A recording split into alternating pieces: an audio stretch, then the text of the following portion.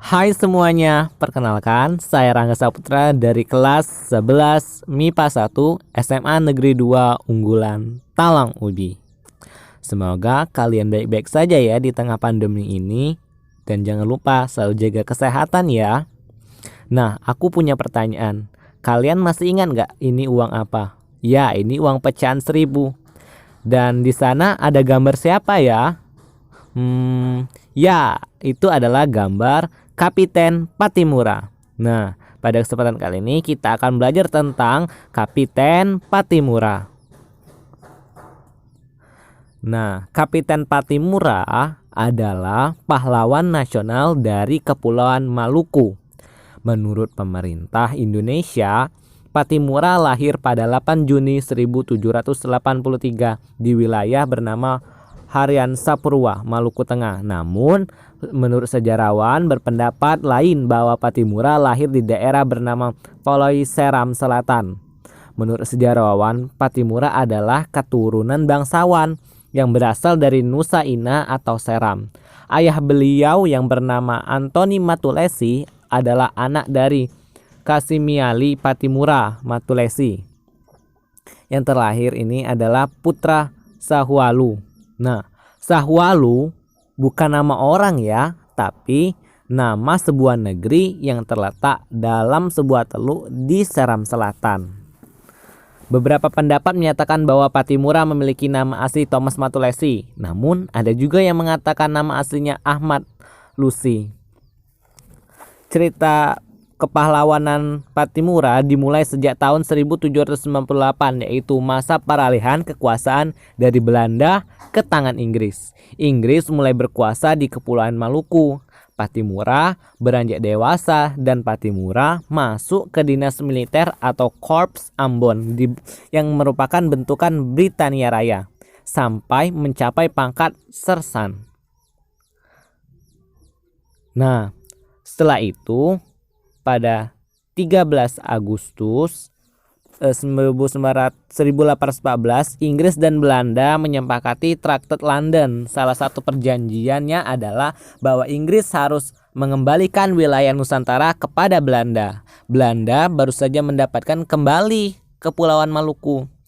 Kemudian Belanda juga kembali menjajah dan menimbulkan petaka kepada rakyat Maluku dengan pelakuannya lewat kebijakan yang ia terapkan seperti monopoli rempah-rempah, land tertinggi untuk sewa tanah, pekerja paksa, dan pelayan hongi untuk mengawasi rakyat Maluku agar tidak menjual rempahnya keluar, dan sikap petinggi Belanda yang juga kasar. Selain itu, Belanda juga melanggar Traktat London yang memuat ketentuan, yaitu seiring berakhirnya pemerintahan Inggris di Maluku, maka Korps Ambon juga dibubarkan dan anggotanya dibebaskan.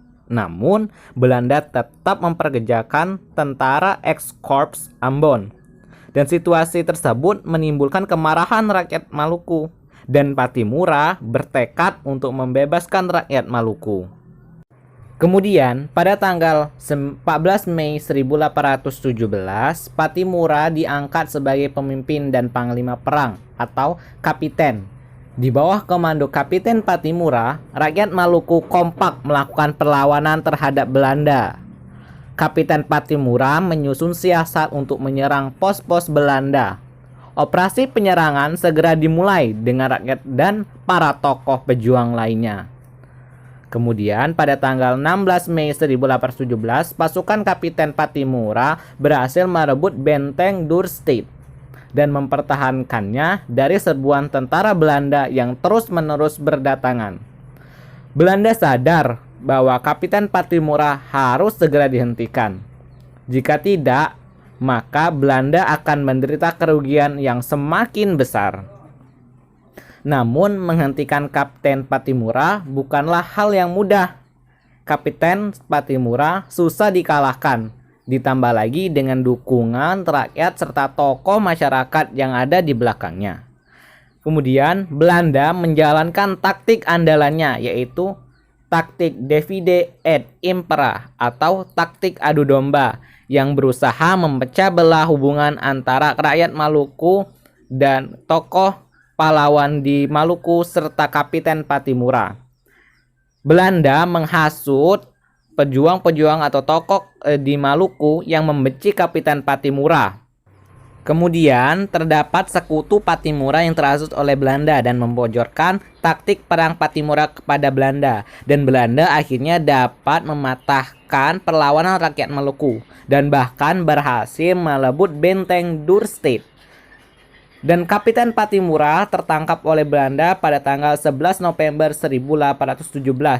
Tak hanya sampai di situ, Belanda juga menawarkan kerjasama, namun Kapitan Patimura menolaknya. Dan kemudian pada tanggal 16 Desember 1817, Kapitan Patimura dan orang-orang kepercayaannya dijatuhi hukuman mati, yaitu hukuman gantung, bersama Anthony Ribu, Philip Latumahina, Sahid Marinta, yang dihukum gantung di depan benteng New Victoria.